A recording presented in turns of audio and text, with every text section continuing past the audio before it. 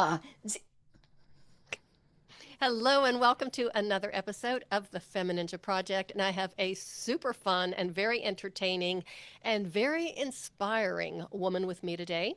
Her name is Deb Krier. Krier. Sorry about that. It is Deb Krier. And she is a strategic cancer advisor for business leaders, creator of Trying Not to Die Live, correct? live, live. Trying Hmm. Not to Die Live, Hmm. host of the Business Power Hour podcast, Hmm. and advocate for resilient leadership. She is also a survivor of stage 4 triple positive breast cancer in 2015, basal cell carcinoma in 2021, and thyroid cancer in 2023. In 2022, Deb launched Trying Not to Die Live. LIVE, thank you, a platform dedicated to empowering those who are impacted by cancer by providing community, resources, and real talk. Deb, thank you so much for being here and welcome to the show. Oh, thank you, thank you, thank you, Cheryl. We're gonna have so much fun. Well, we kind of already did. I We should know. have Mhm. that We should have on record. recorded. You get the best stuff in the pre-chats. Don't you? I Hmm. know. So, anyhow, I mean, I'm looking at you. You are gorgeous. You've got so much vibrant energy and you just beam like, health and happiness. And you went through hell. Hmm. Well, first of all, thank you so much for being a guest on your podcast. Had a great time listening to some of your other interviews. Fabulous people, fabulous people. Um, and and of course, for those who are just listening, it's the Redhead Day. And so, but yeah, it's kind of like whatever gets thrown at me, I throw it back. Mm-hmm. Mm-hmm. So tell us, I mean, tell us how this all came Hmm. about. I mean, Hmm. here you are, a business person, Hmm. living your life. Hmm. You live in a beautiful place and everything's just going hunky Hmm. dory. And you didn't get slapped down once or twice, but you got Three like times. yes, it's like a I trifecta. know. It's because I'm special. Oh, you certainly are special. So, how did you, I mean, you got the Hmm. rug pulled out from Oh, underneath yeah. you. Well, the first diagnosis was the worst diagnosis, right? And I was just plugging merrily along, like you said. Everything was hunky dory, and I love that. I use that phrase now all the time, and people just Mhm. look at me, and I'm like, um, but I went for my annual checkup, like good little girls that we Mhm. are do, and uh, had my mammogram, and I didn't even get home, and they called and said you need to come back. Now I'm 5 minutes from the hospital, and so that meant that they read it really pretty fast, and and I thought, uh-oh, because many years ago, I worked for an oncologist and I worked for the American Cancer Society. So I know Wow. just enough to be dangerous. Right. And so I went back, they redid the mammogram. And of course, the techs can't say a word, they can't tell you anything. And I know I don't even ask. I mean, I'm not going to Hmm. put them on the spot. And I just joked that, I didn't smile pretty. And they went, right. And I don't Hmm. even know if they knew why I was back. But I was diagnosed with microcalcifications. See, I had that same thought. It was like the what's it? And so I did the bad thing. I did Dr. Google. Oh dear. And it was actually okay Hmm. because but I tell people no, Dr. Google, no, no, no. And but so microcalcification are these itty bitty little specks. In fact, the computer saw it. That was why they were able to get me to come back so fast. Was the computer Wow. immediately saw these little spots. And so, according to Google, microcalcifications happen in all women of a certain age as our bodies change. As the hormones in our bodies change, these little things just start floating. And obviously, the vast majority of the time, there's no problem. Well, Hmm. mine had started to coalesce. And so that was when they said, hey, you need some more tests. Hmm. And I didn't even have an oncologist for quite a while. I got a surgeon Hmm. because I was thinking, what was I going to do? She did a couple of really fun biopsies, um, and those came back negative. And so, several months were going by. I mean, this was not anything that was overly concerning. In fact, they called it stage 0, which is in essence kind of the pre-cancer.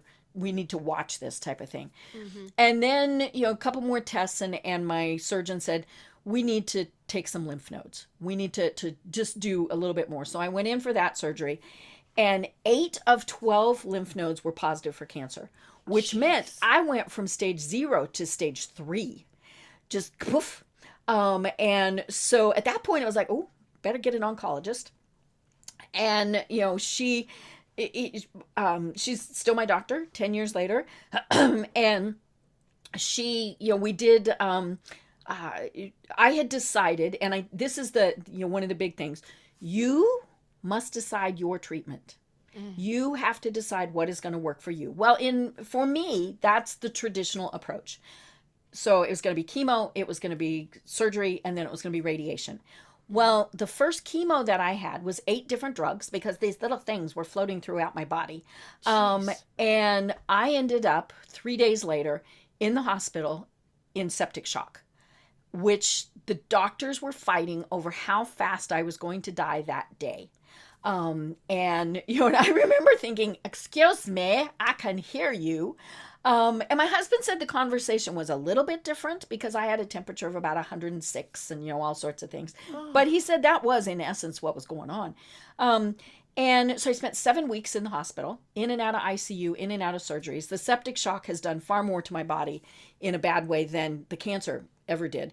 But in amongst all of that, I remember telling, somebody, hey, my rib on the bad side hurt. So I got to have another really fun test.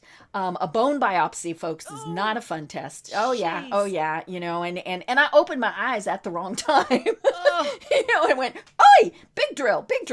So they didn't knock you out for that? They did not. Now, it was a local, right? And so, but yeah, I was there, and they always, they've all told me, you're great fun. You talk to us the whole time.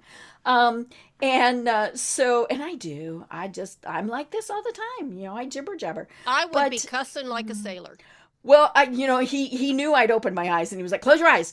And so that test came back inconclusive. So it wasn't cancer, but it wasn't not. And so my doctor said, "You know what? We're going to say stage 4. That way we can do the treatment that we want to do." And so then now we did say, oh, no chemo. I did try chemo one more time and ended up with sepsis, just sepsis, right? And in the hospital for 7 days. But, so no more chemo probably ever again. And because we did not know which one of the whole big cocktails were the issue. Geez. And so I had decided to have a double mastectomy without reconstructive surgery. I'm old. I don't need those.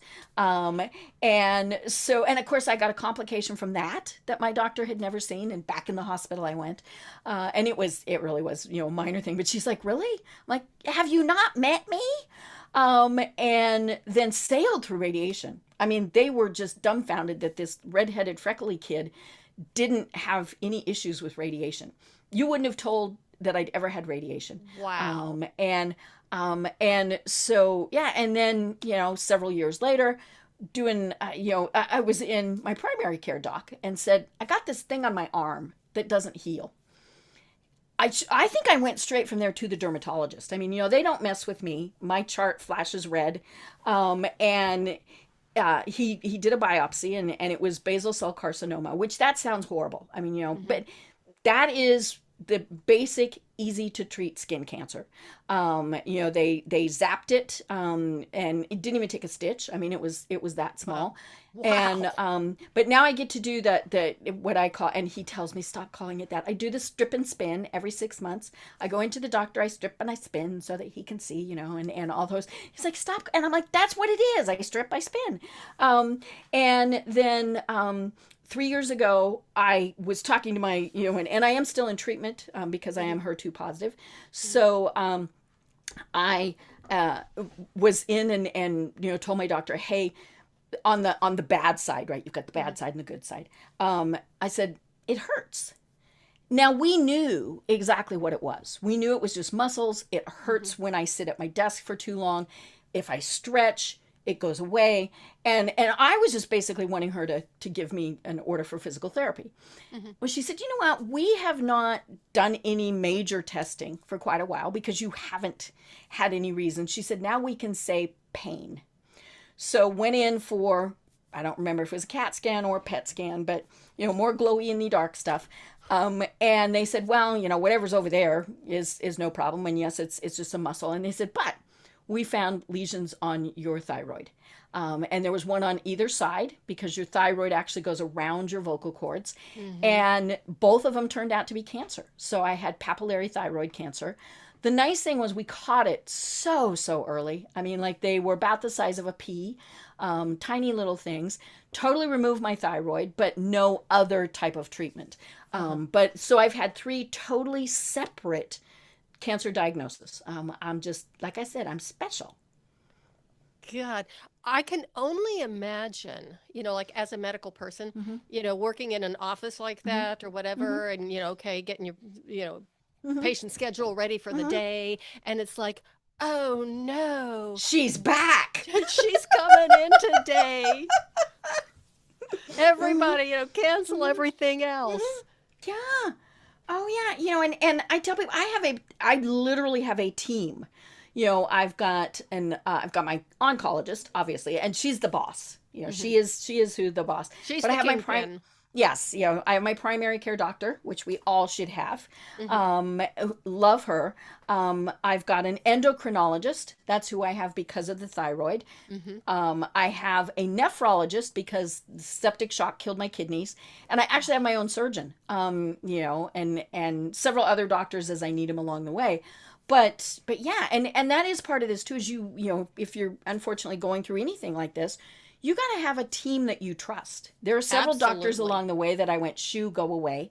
And not that they were incompetent. We just didn't click. And, one shook his finger at me and told me I was to not speak. That went over well, as you could probably guess. Bet. Yeah, I turned 12.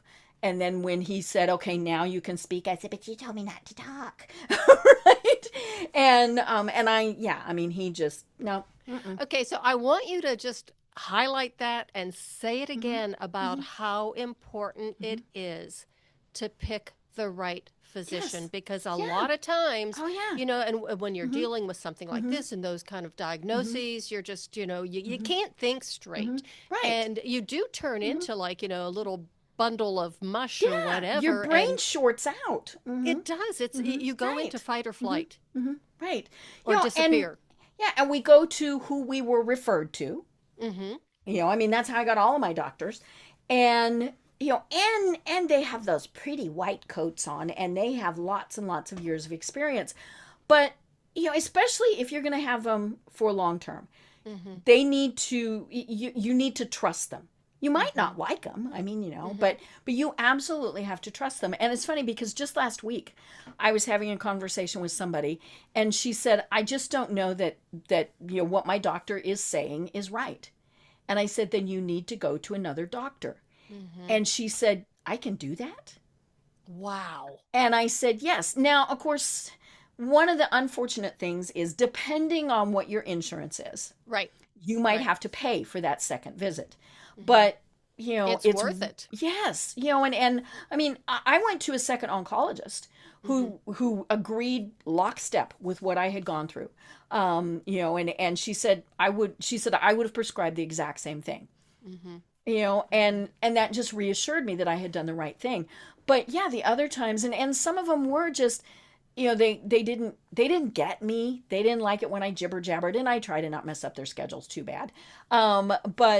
But yeah, it just, you have to have a team, and we're going to include more than just your medical team, right? Because I know a lot of people have nutritionists, they have yoga, they have, whatever it is, that you build that team, and you have to trust them because you are literally trusting them with your life.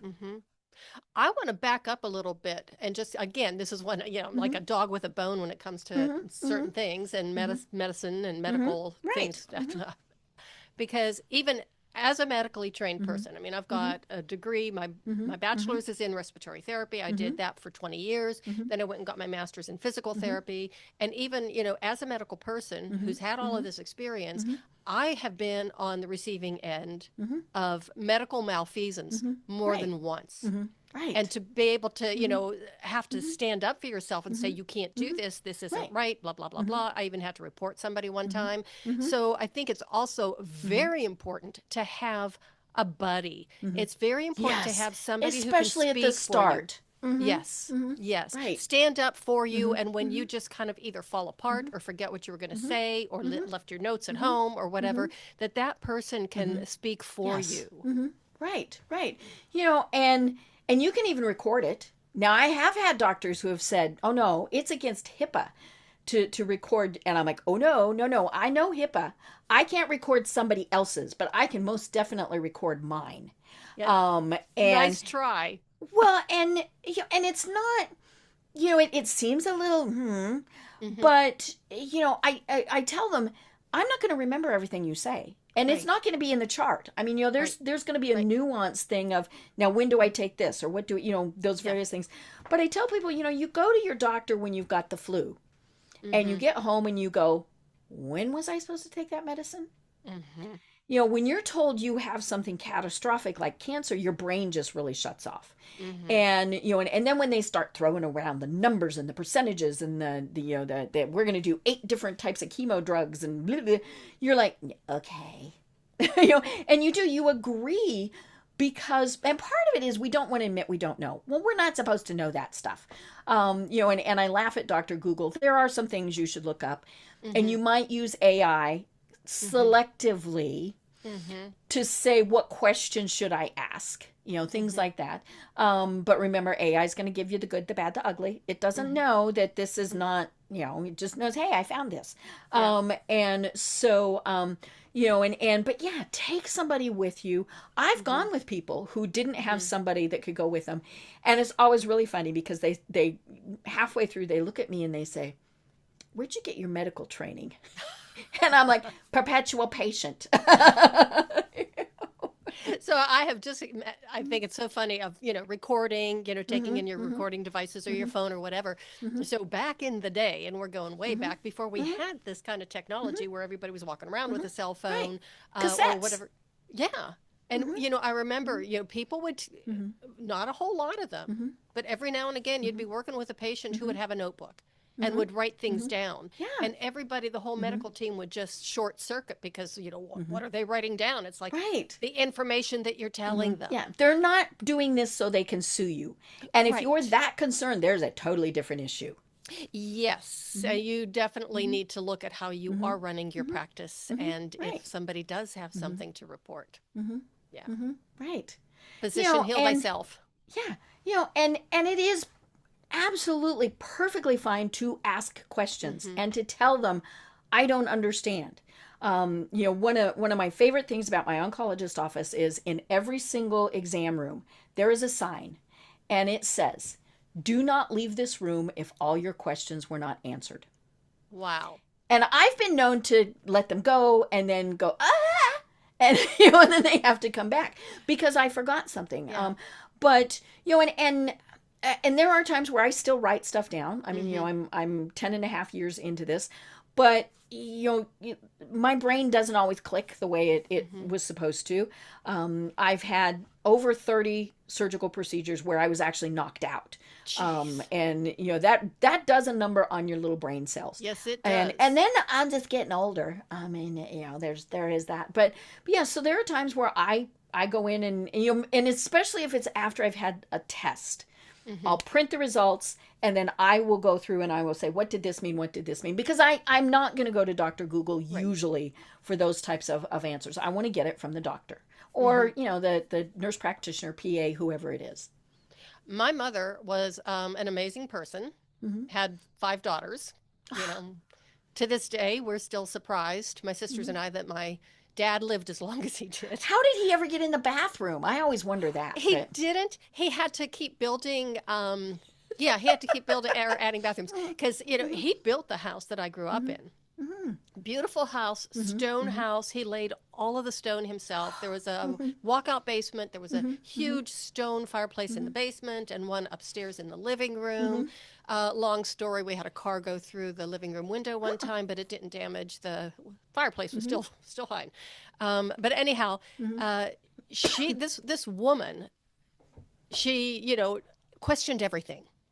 And my dad ended up having leukemia. When he got leukemia, and of course, she's asking all the questions, and writing down all the answers and everything too. And of course, she was fretting so much about all of this. And I'm like, Mom, you're going to make yourself sick. You're going to worry yourself sick. You're going to give yourself an ulcer. 18 months later, she was diagnosed with the same leukemia. Now that's bizarre. Yes, and there were actually, she only had the one type. My dad had two types of leukemia. And, then of course, again, she was not an educated person. She graduated high school, but, it was school of hard knocks. She questioned everybody, every single physician that she went to. And she says, this has got to be environmentally related. Well, I told you I grew up outside of Pittsburgh, Three Rivers area, still country. There's some stuff in the air and in the water and in everything. Oh, yeah. And everybody said, oh, no, that can't be possible. No, that can't be possible.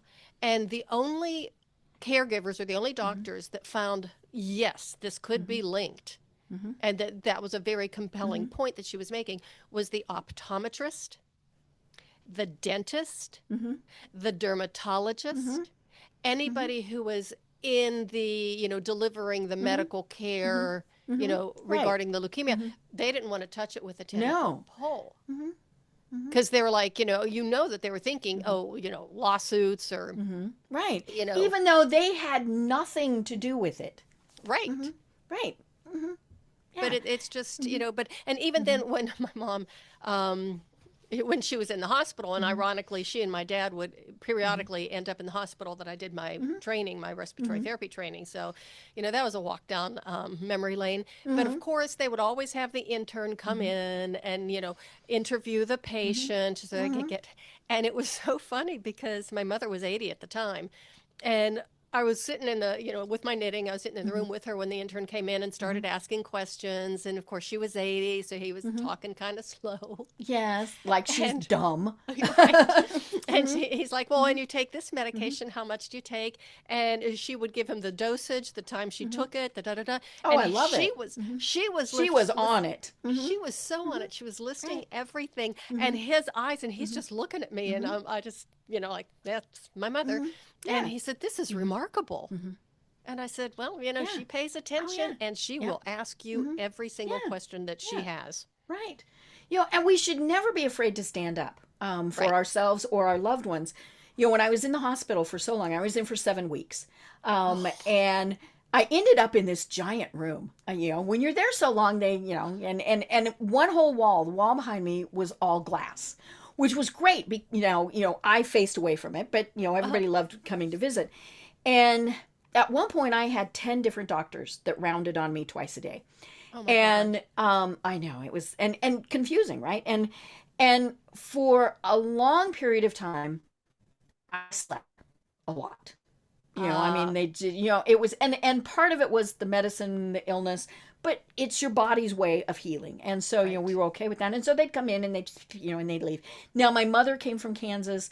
My husband was here. I was never alone.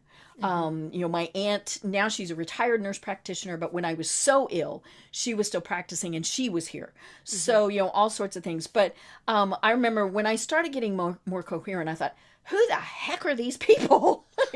And they would come in and they'd go to the window.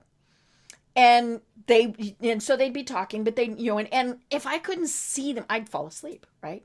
And so when I was coherent enough, I started saying, excuse me, I need you to come stand at the foot of my bed. And they all did. No questions. They all did. And I said, and now I need you to tell me who you are and what your specialty is. Because that's going to make a difference on what I am saying. I had infectious disease. I had cardiologist. I had, I was the patient. Yes. And it did make a difference on who they were as to what questions I would ask. And I had one who kind of smugly says, well, I have a name tag on. And I said, show it to me. And it had gone under his lapel, right? And so his little smug went away. But I remember my infectious disease specialist came back. He complied. He did that. Came back, pulled up a chair. I thought, oh God, I'm dying again. And I really liked him. He was just a fun doctor. He and I joked a lot and all of this. And he said, I have to tell you, you told me something that is probably going to be the best thing anybody ever told me. He said, my ego thought you would know who I was and why I was there. And it never occurred to me you wouldn't. He said, I will never again walk into a patient's room and not tell them who I am and why I'm there. And I mean, just something as simple as that. Are you my surgeon? Are you my cardiologist? Are you the nurse wanting to take my blood? Whatever it is, who the heck are you? And you're not going to touch me until I know why you're there. That's one of the first things that we learned in when I was in respiratory therapy school and at West Penn Hospital. It's like, you walk in, you introduce yourself, and you tell them why you're there and what you're going to do, and do they have any questions? Right. And then you proceed. Right. And it's funny because it seems like as the medical goes up the ladder, they get less and less. They have that ego. Well, you should know who I am. And you can't always read name tags and all of those various things. It's just a simple thing. Hi, I'm Dr. So-and-so, and I'm the cardiologist. Okay. Now I'm going to ask you questions about, whatever. But yeah, and again, and it's like I told this person last week when she wasn't sure that she could change doctors. I said, they work for you, not the other way around. Exactly. So now I have got to ask how you got into creating this trying not to die .live. Right, because we're living, right? Right. It was my business coach, and who is a good friend of mine, and she knows all of the drama, everything that I've gone through. And she told me, she said, you didn't go through everything you went through without using it to help others. And I went, ugh. But I realized I was doing that anyway, and I always have. I mean, I'm one of those people. Doctors would call me in when they had new patients. They always called me in when they had students. That was always great fun, to go in and talk to the students and do lots of things with that, because I would tell them things that nobody told them, right? Right. And so I thought, well, maybe I should do this. And the name came from my mother. This was her fault. Like I said, she came from Kansas. I'm an only. And so when, I was on death's door, of course she came out. Right. And one of the times when, somebody came and went from my hospital room, I got the disapproving mother look. And I went, what? And she said, you did not say thank you. And I said, oh, for God's sakes, Mom, I'm trying to not die. And, and then later on, I thought, that is so true. We get so caught up, and you can even be healthy and thinking this, in trying to not die, that we forget that we have to live our lives. Could be 5 hours, could be 50 years. Whatever it is, how are we going to live our lives? And so that's where the name came from. Excellent. And then how did you implement it or launch it? I mean, do you have a website for it, or you just, how did you So put it is it out there? tryingnottodie.LIVE. There you go. That is the website. And if you type .com, it gets to me too. But because LIVE is an acronym, it's about leading your tribe, whoever those people are, your doctors, your family, your physicians, your friends. You're going to invigorate your soul by putting yourself first. You're going to voice your feelings. Nobody is a mind reader.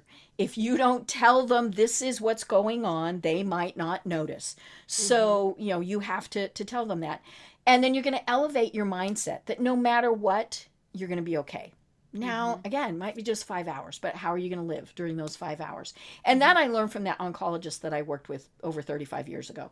Wow. He would tell our patients, and I was there as office staff, right? He would tell our patients, 99% of this is in your head. And we had patients that refused treatment, and he was perfectly fine with that as long as they understood. What was going to happen. We had this one lady, and she was really funny. I remember thinking, oh, she's old, and she's probably my age now, right? But she said, I'm not going to do any of this. I'm going to go on an around the world cruise. And I knew all this happened because I had to copy her medical records so she could take them with her. Because if you die in a foreign country, It's rather difficult for for them to get your body back, right? So we wanted it to be easier for her family. And for quite a long time, we got postcards from her. This is long before email. Al Gore had not invented the internet. And so, we got postcards. And it was the coolest thing in the world. We put them up on the walls, all sorts of things. And then they stopped. And we didn't know why. Nobody told us why. And we decided she found an island. And, and it was just, and so, how are you going to live your life? Yeah. And that comes back to what, it is your choice on what treatment you're going to have. Mm-hmm. If you're going to have it, if you're not, surgery, not, all of those various things, it is your choice. As long as it is an educated choice, mm-hmm. And that gets a little tricky, because mm-hmm. you are going to have to, but research with reputable places, American Cancer Society, Mayo Clinic, places like that, if you're looking at nutrition and things, there are certainly, places to be researching those, mm-hmm. but make sure that you've made those educated decisions. Mm-hmm. Have you ever read the book Love, Medicine, and Miracles? No. Ooh, that sounds good. Love, Medicine, and Miracles by mm-hmm. Dr. Bernie Siegel. I can't believe I pulled that out of the vault because it's been in there for a while. Mm-hmm. But I don't remember. I think mm-hmm. I was going through a really rough time. Mm-hmm. And I was in the bookstore and I saw this mm-hmm. and I thought, and I picked mm-hmm. it up and I started looking at it. I went, oh. Mm-hmm. And then I bought it and I read mm-hmm. it, and it was one of my mm-hmm. most favorite books. Mm-hmm. I didn't bring it with me. I mean, I had it probably mm-hmm. for 30 mm-hmm. years, maybe even longer, but mm-hmm. I had to leave something behind. Mm-hmm. And it was an amazing, amazing mm-hmm. book. And I think he was an oncologist or he was a cancer surgeon. Mm-hmm. I think he was a surgeon. Mm-hmm. And just, how when you're going through something like this mm-hmm. and the mindset and the positive mindset and everything, mm-hmm. and, he would never use words like terminal. And he says, mm-hmm. my wife and I were at the airport mm-hmm. building. He wouldn't even use we were at the airport. He wouldn't even use it there? Oh, I love that. Even wouldn't. Mm-hmm. And I mean, the book was just so amazing, and I referred it, or I recommended it for a lot of my clients, people I was working with. Mm-hmm. And then he came out with another one, Peace, Love, and Healing. Mm-hmm. So it was kind of like on the same... Right. I'm not even sure when he finally died, but he would tell the most amazing stories of, like this one time he had a patient, an elderly gentleman who was in his 80s, and, he was having stomach issues, blah, blah, blah, blah, and it ended up being some form of cancer. And, he says, we could do chemo, we could do surgery, we could do this. And he smiled and said, thank you, but, I don't think so. And he told him what his options were. And then it was about... maybe he did have the surgery, I don't remember, but it was like 10 or 12 years later at least. And his nurse says, oh, well, this, so-and-so has an appointment. He says, wait a minute. I recognize that. Same. Yeah, but it can't be the same guy. And, he came in and it was the same guy. He wanted to know what you could eat or what he could eat. And so he must have had the surgery after cancer surgery, but this is like over 10 years later. And Dr. Siegel said, what are you doing? And he says, well, I'm doing what I've always done. He was a gardener and he would plant flowers. And so he got vitamin D and sunshine and fresh air and satisfaction, because anytime he said, if I see a marigold like all alone by itself or, that came out of the dirt, he says, I just feel so sorry for it. I have to stop and find it a nice place to rest, and I plant it, and it thrives. And so check out his books. I mean, they are truly amazing. Well, and your mindset really is everything. And I don't care if you have a cancer diagnosis or not. It's and people tell me, oh my God, you're always so happy, you're always so upbeat. No, I have pity parties. There are times where I'm like, I ain't getting out of bed today. No, or like when my doctor called to tell me that I had cancer number 3, I said those words that you cannot say on the air, right? and you're not supposed to say them here in the South either. And she started laughing and she said, that's why you'll be just fine. But you have grief, you have anger, you have all of those things. And give yourself the grace to feel that, because they're normal and they're natural. Now, if it's an extreme, then you might need counseling, you might need to talk to your faith person, whatever it is, and that's perfectly fine also.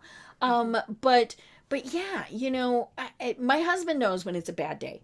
because he's like, I have to fix dinner myself.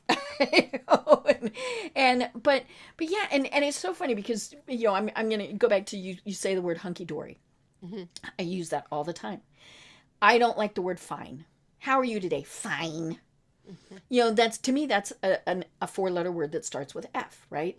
And if I say it to people I know, they know, uh-oh, right? And so when anybody asks me how you doing, I'm hunky-dory. And, you know, and that's the thing is, you know, how are you thinking about what it is? And yeah, there are definitely times, and there are times where I'm like, what the heck did I do to deserve all of this? You know, but then it's like, okay, pick yourself up and go on, you know, and again, your care team is a big part of this. They get that I want jokes, I want fun. You know, when I had my thyroid out, my surgeon, who I think it was surgery number 6 that I have had with him, I'd walk on fire for this man. And everybody who knows him would. I mean, he's just one of those people. And so, you know, when they take out your thyroid, it's about a 4-inch incision. I mean, in your right in your throat, right? So I had pretty scarves. I was just getting, you know, and he tells me, I'll put the incision in one of the wrinkles in your neck so it won't show. And I went, thank you. I wasn't quite sure if I'd been insulted or complimented. And he did. I mean, you know, I have to get really, really close in the mirror before I can see where the incision is. And it's like, I know it's got to be in that area. But yeah, I mean, and it's so funny because his staff went, and I'm like, oh, get over yourselves. I've been here longer than any of you. You know, but yeah, your attitude is what's going to get you through, you know, and even on the darkest times, I would crack jokes. You know, one of the times when I was in for surgery, I was jibber jabber like I always am, right? And they had, I had a port for a long time, but for day surgery, they don't use the port. They're just going to, you know, access a vein. And I've only got one side because the other side is the breast cancer side. And so she put the IV in, and I thought, nah, not right. But I thought, whatever, we'll fix it later. And so, you know, they lugged me off to surgery, and I'm in there jibber jabber, and the anesthesiologist, how you doing? And I said, I'm doing good, but I'm pretty sure that this IV's blown. And I mean, it was swollen. I mean, you knew it was blown. He says choice words. And I said, well, I don't know what you're so mad about. I'm the one who has to get poked again. Whoop went the mask, and I was out. He was like, I am not putting up with this. That's hilarious. So he was the anesthesiologist. Yes. And he did. He had to, you know, redo. I woke up and I had the new IV, and I was like, oh, see, I told you. But yeah, I mean, he was like, I'm not putting up with her, and I went out. That is so funny. Okay, so now we know you're a talker, Deb. I know. Tell us about your podcast. So it is the Business Power Hour, and I would love to have you on as a guest. And so, yeah, it's great fun. I've been doing it a really long time. I've recorded over 1,100 episodes. Wow. So, you know, and now I do it twice a week. And so that does kind of, you know, get you a number a little bit faster. But it is obviously a business podcast. But, you know, we talk about anything and everything. You know, I've talked with people about suicide. I've talked with people, and you know, we usually tie it back into business somehow. Right. But you know, I have so much fun just getting to know my guests, and I have obviously guests from around the world, and it's just so much fun, and I learn something every single time, and that's what makes it fun for me. So where can the listeners find you then and find your podcast? Yeah, it's very easy. thebusinesspowerhour.com. You know, and you can find, and if you prefer the links, or you prefer to watch, there are links there to the YouTube channel. But, and then, you know, it's also on iTunes and, you know, all of those other places. But yeah, and you have to put because my trademark attorney says you have to. So thebusinesspowerhour.com. Okay. And then how else can the listeners connect with you, reach out to you? I mean, you know, not only I told you your vibrant energy and your positive attitude and all that. I you know, we all want some of that. So how can the listeners reach out to you, connect with you, find your website, whatever, follow you? Yeah. Well, again, thank you so much for this opportunity. It has been such a fun discussion. You can find me on LinkedIn very easily. There's only, I think, 3 Deb Kriers in the entire world, and I'm the only one with this crazy red hair. So you can find me on LinkedIn. The website is tryingnottodie.LIVE. And one of the things you will find there is a link to our Facebook group. Now, we do keep it as a private group, but that is simply because I just want to make sure it's not a snake oil salesman who wants to be a member. I did have a couple of those, right? We're going to cure you with our protein drink. Well, I don't think so. But, we have a lot of fun there. We post a lot of inspiration, links to articles that I think are interesting. And I encourage the members of the group to be posting. We've got one woman who is a stand-up comic. So she posts funny things, but she's a very clean stand-up comic. And I know that is part of how she markets herself, is she's not going to say those words, right? So what she posts are really funny, and G-rated, not even PG. And so I encourage folks just to reach out and find us there. Well, Deb, you have been an absolute delight. I am so excited that I was able to get you on the show and that we could have this conversation. And you have given so much fabulous, really important insights and information for anybody who might be going through cancer treatment, or you just get that diagnosis. And you're a terrific resource. So thank you so much for being Thank here. you. And do you have, like I said, I know you like to talk. Do you have like one more, a final pearl of wisdom or little nugget you want to leave the listeners with that they can kind of think about or chew on before we wrap things up? Well, again, thank you. But I tell people, and we've talked about this, you are in charge. Just that simple. I love that. Not only in your treatment, your medical care, but in every aspect your of life, whatever it is, you are in charge. All right. I might use that as the title of the show. Deb, thank you again so much for being here. It's been an absolute joy to have you. Thank you, Cheryl. This has been so much fun. And everybody, thank you so much for listening. What an incredible conversation and what an incredible person. I mean, you must go to YouTube and just look at the recording for just to see not only just the red hair on both of us, but just the vibrant energy. She just kind of emotes right through the screen. You could feel it. It's palpable. And do remember, share this episode with everybody you know, especially if they have just received a diagnosis that is a little scary, or if they are going through something, even if it isn't medical, maybe it could be mental health, depression, anything, loss, grief. There's always a way out. And do remember, above all, you are in charge. And that is the way of the FemiNinja.